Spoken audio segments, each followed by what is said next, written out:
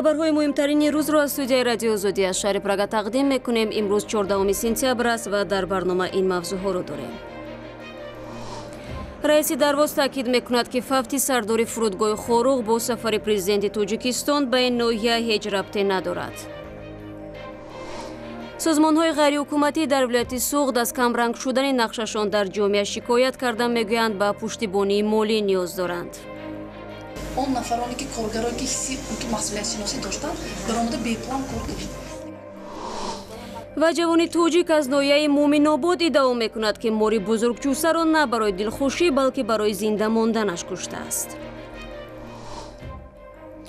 рӯзи 13 сентябр сардори фурудгоҳи шаҳри хоруғи вилояти мухтори бадахшон дар ноҳияи дарвоз ҷон дод. бархе аз мансабдорони маҳаллӣ мегӯянд ки ба марги дилдор мақсудшоеви 60-сола боло шудани чархболи президенти тоҷикистон дар деҳаи яхчисори дарвоз боис гардид. шоҳидони ин ҳодиса дар сӯҳбат бо радиои озодӣ гуфтанд ки аз вазиши боди чархбол мақсудшоев ба санги бархӯрда сахт маҷрӯҳ шуд ва дар роҳ ба сӯи бемористон ҷон дод. вале раиси ноҳияи дарвоз ин иддаоро рад мекунад. این مردک من با معلومات شما برسونم همچنین رئیس نوحیه که اما بار این فرض گفتگی بدست وای بخواه وای مادانی جنبه گند علاقمندی ندارد اون بطریه ندارد این نشون میده همین خورزان گیرن دختری هم گیرن بپرسی که همین آدم چند سال بار همین کسایی دیر قطعی از یک میکشیده دست خیلی نتیجه هم دیگه مسئله قبوخ مسئله مادن مسئله چبره اون وابستگی نداره اون علاقمندی ندارد. دیروز امام علی رحمان نخست به ноҳияи шӯрободӣ вилояти хатлон ва сипас ба ноҳияи дарвози вилояти мухтори бадахшон сафари корӣ дошту дар яхчисори ноҳияи дарвоз манзилҳоеро ки барои сокинони осебдида аз сел бунёд шуда буданд ифтитоҳ кард ва бо мардум суҳбат намуд. رو می‌آوریم با موضوعهای دیگر. سازمان‌های جمعیتی در ولایت خوجند می‌گویند زیر ضربین قرار گرفتن فعالیت آنها نقشه‌شان را در جامعه کمرنگ کرده است. در 2 سال اخیر فشار مقامات، نظارت شدید و سنجش و تفتیش‌های زیاد باعث به قطع کار برخی سازمان‌های غیر حکومتی هم شد. حالا رهبران بعضی از سازمان‌های تاجیکستان می‌خواهند آنها را به تهیه طرح قانون نو درباره تشکیلات جمعیتی جلب کنند.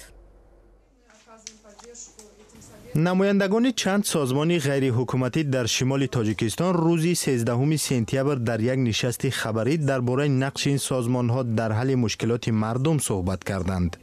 فعالان جامعه شهروندی گفتند چون این سازمان‌ها به تدریج کم می‌شوند که مایه نگرانی است. در ولایت سوخ 500 تشکیلات جمعیتی به قید گرفته شده است، لیکن در یکی از برنامه‌های تلویزیونی نماینده ریاستی عدلیه گفتند که تنها در سال 2017 در 8 ماه یکم البته 20 تشکیلات با هر خاص بقا برهم داده شدند. یعنی این هم یک چیزی تشویش‌آور است، چون که تشکیلات جمعیتی این حقوق به متحد شوی است. بسیاری از سازمان‌های غیر حکومتی در تاجیکستان برای دفاع از حقوق انسان، حل مشکلات زنان و قشرهای آسیب‌پذیر کار می‌کنند. ولی سالهای اخیر در جلب مبلغ برای فعالیت مشکلی می‌کشند. من 2 سال آخر کم مبلغ گذاری می‌شوند. مثلا من تشکیلات جمعیتی مرکز زنان رخصار ما هم حتی یک چند مرتبه لایحه‌ها پیشنهاد کردیم، لایحه نگذشت، لیکن بود ما بگم که 3 ماه ما به مبلغ هم کار کردیم، چون که شب و روز زنکان مایه درآمد میگفتن که همون اون نفرانی که کارگرایی که حسی تو مسئولیت شناسی داشتن برآمده بی پلان کار کردیم. نمایندگان سازمان گلرخسار تاکنون به صدها زن محتاج کمک کردند و میگویند مانع خودکشی چندین زن شدند که راه نجات از مشکل را در خودکشی میدیدند. در تاجیکستان عین زمان 2400 سازمان غیر حکومتی ثبت نام شده است. سازمان‌های بین المللی حکومت تاجیکستان را برای محدود کردن فعالیت چنین سازمان‌ها و بخصوص حامیان حقوق تنقید کرده و خواستند که اجازه بدهد این سازمان‌ها آزادانه فعالیت کنند. در شهر ورشава جلسه سالانه و بحث برانگیز اومد به ارزیابی‌های حقوق بشر در کشورهای عضو سازمان امنیت و همکاری اروپا بدون شرکت هیئت حکومتی تاجیکستان ادامه دارد. قبل از برگزاری نشست مقامات تاجیکستان به این سازمان هشدار داده بودند که اگر مخالفین به آن راه یابند دفتر سازمان را خواهند بست. شارح رادیو آزادی بروس پنیر که اخیراً از این جلسه از ورشава برگشت به سوالهای ما پاسخ داد. خوش آمدید و اصلا میگفتید که تاثیرات شما از این همایش چی است و چی نکته جالب بود در این نشست؟ البته شرکت در نشست‌هایی که در آن نقطه‌های نظر مختلف بیان می‌شود و گروه‌های گوناگون اشتراک می‌کنند خیلی جالب است. متاسفانه من نتوانستم با هیئت حکومت تاجیکستان ملاقات کنم. از روی شنود من آنها تنها در شروع جلسه شرکت کرده صبح بر وقت روز دوشنبه همایش را ترک کردند. همایش با شرکت نمایندگان حزب در تاجیکستان ممنوع نهضت اسلامی و گروه 24 جریان گرفت. شماره آنها کم نبود، حدوداً 20 نفر را تشکیل داد. من با همه آنها درباره مشکلاتشان و راه حل آنها صحبت داشتم. تو جای به نظر می رسد سازمان امنیتی همکاری اروپا تلاش میکند تا یک اندازه یک مکالمه را میانی گروه های مخالفان تاجیکستان با حکومت تاجیکستان تشکیل کند. البته در گذشته چنین برداشت میشد، اما حالا که این مکالمه ناممکن شده است، به فکر شما هدف از آوردن گروه مخالفان به این نشست از سوی سازمان امنیتی همکاری اروپا در چی بود؟ البته اینجا چند سبب وجود دارد. همیشه خوب است که نظر و موقع آنها شنیده شود، زیرا در این صورت حل کردن مشکلات جای داشته دشوار است. خوب شد که آنها در آنجا اشتراک نمودند و حرف خود را گفتند. باعث تأسف است که جانب تاجیکستان حاضر نشد تا به سخنان آنها گوش بدهد، زیرا از همه مهم این مکالمه است و ما می توانیم نه از یک منبع بلکه از جانب‌های دیگر هم درباره وضع فعلی تاجیکستان بشنویم، چون که حادثه‌ها تغییر می‌یابد.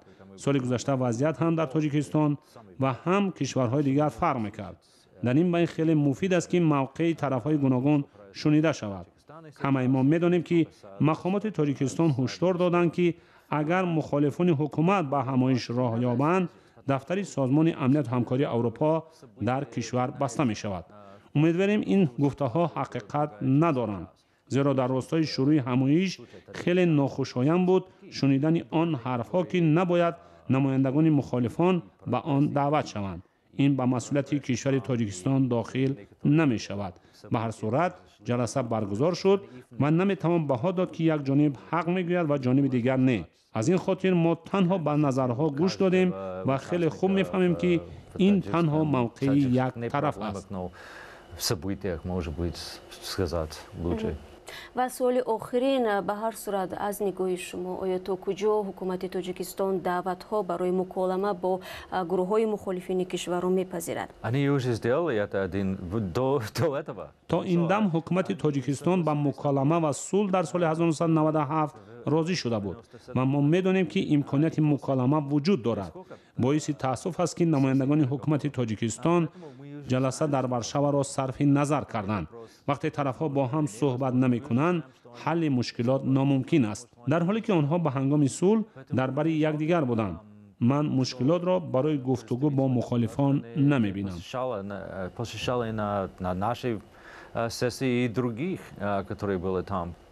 تشکر زیاد برای صحبت پرمحتوا و برای اینکه راضی شدید با ما صحبت را انجام بدید. یادآور میشم که به سوالهای ما پاسخ میدادند همکاری ما روزپنیر که به تازگی از نشست سازمان امنیت همکاری اروپا از ورشава برگشتم. Спасибо огромное за беседу и удачного дня вам. Ташаккур.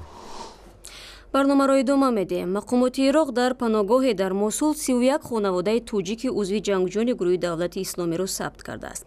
Мелани Марҳам, сухангӯи шӯрои норвежӣ дар умури паноҳандагон ки дар Ироқ ва дар миёни паноҳҷӯёни хориҷӣ кор мекунад, рӯзи 14 сентябр дар суҳбат бо Радиои Озодӣ гуфт ки ҳар оила аз 1 то 6 узв доранду мегӯянд шаҳрвандони Тоҷикистон ҳастанд. ин хонаводаҳо пас аз озод намудани Мосул ва шаҳри Тал-Афар аз ҷониби низомиёни курд ва Ироқ боздошт шуданд. ба гуфтаи масъулони созмонҳои байналмилалӣ, аксари онҳо шиноснома надоранд ва раванди маълум кардани ҳуввияташон аз лиҳози қонунӣ вақт мехоҳад. дар афғонистон ба рақамӣ кардани филмҳои шурӯъ намуданд ки 12 сола пеш аз чанги толибон ҳифз шуданд. кормандони бунёди миллии синамо мегӯянд филмҳои мазкур ҳамагӣ як нусхаанд ва агар ба шакли электронӣ баргардон нашаванд, эҳтимолан бо гузашти вақт аз байн мераванд. чӣ гуна наворҳои филмҳои афғонӣ аз назари толибон пинҳон монданд, дар гузориши навбатӣ тамошо мекунем. او جان خود را در خطر گذاشته اجازت نداد که طالبان هزارها نوارها را از بایگانی فیلم‌های افغانی نابود کنند. حالا حبیب الله علی و همکارانش در فاند ملی سینمای افغانستان بر رقمی کردن فیلم‌های مشغولند که 20 سال پیش آنها را از جنگجویان گروه طالبان پنهان کرده بود. این نفران توانستند تخمیناً 7000 فیلم را که میراث فرهنگی افغانستانند نجات بدهند. بعضی از این فیلم ها در سالهای 20 عصر گذشته به نوار گرفته شدند. زمانی که طالبان آمد وضعیت بسیار در یک حالت نارام بود، حتی اعتبار از خود ما نبود و تیت و پرک شد، پرسونل رفتن، جمعاً 11 نفر بودیم. به هنگام حکمرانی سختگیرانه طالبان محافظه‌کار از سال 1996 تا سال 2001 تماشای فیلم‌های زیادی معروف منع شد. جنگجویان فیلم‌ها را آتش می‌زدند. آنگاه علی و همکارانش به فکر آمدند که برای حفظ نوارهای پرقیمت در بایگانی را با دیوار محکم کنند. به می تصمیم موفق شدیم که یک بخش یک جای ماندیم، یک بخش نظر به سوال پیشتر شما به چتا تیر کردیم، تیت و پرک شد ساختیم. حالا باید آنها نزدیک 40,000 ساعت نوارها را تازه و جابجا نمایند. برای آنکه با گذشت وقت فیلم ها نابود نشوند آنها را رقمی میکنند. ما چون نگاتیو نداریم، کلش پوزیتیو است. اینا وقتی که میرن به دیجیتال سازی، طرف دیجیتال میرن، به دیجیتال ثبت میشن، تبدیل میشن، یعنی که عمر فیلم ها طولانی میشه و دراز میشه. این کاری ساده نیست. برای هر فیلم 4 روز در کار است. بایگانی در مدت 2 سال کاملا به شکل الکترونی برگردان می شود. با تلویزیون ها اگر تلویزیون ها نشان ندادن، ما خود توسط واحدهای سیار خود به تمام افغانستان ایرا میرسانیم. طالبان منطقه های زیاد افغانستان را تحت نظارت خود نگاه می دارند. در همین حال کارمندان فوند ملی سینمای افغانستان میگویند آمادند جان خود را در کف گذاشته ده به ده بگردند و مردم را با فیلم های داخلی آشنا نمایند. برمیگردیم به تاجیکستان. چند پیش در شبکه‌های اجتماعی اینترنت نواری از لحظه کشته شدن یک مور بزرگجوسه در ولایت خطلون به گردش درآمد. در تاجیکستان برای قتل مورهای نادر مجازات پیش بینی شده است، ولی همکاران ما توانستند مؤلف این نوار را پیدا کنند و او ادعا دارد اگر این خزنده بدوحی مرا نمیکشت احتمال تومه او میشد. بچه عربی این ماری افی تقریباً 3 متری را یک جوان از ناحیه مومن‌آباد کشت و نوارش را در اینترنت انداخت و هیاهوی برپا کرد. نسیم میرزایی فکر نمی کرد که برای این رفتارش به دردی سر گرفتار می شود. نسیم ماه اپریل اینجا برای بردن چاروایش آمد و به خزنده عظیم روبرو شد. دیگه ساعتای 6 قریبی 7 گواه کنی و اینجا گواه رای کم که همیز بر اومده اینجا.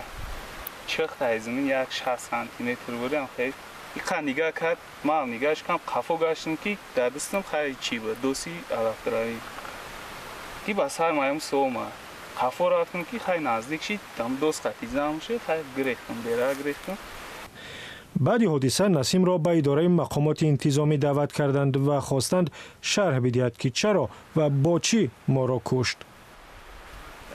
یا اوضاعی شدن که با کمون زاگیه برای همون از ملیسا فایرود کن که مثال کمون دارن توجه دوره یا که بعد از این بازپرسی ها نسیم میرزایف را طبیعت شناسان نصیحت کردند که حتی قتل مار هم آسیب رسانیدن به محیط زیست به شمار می رود.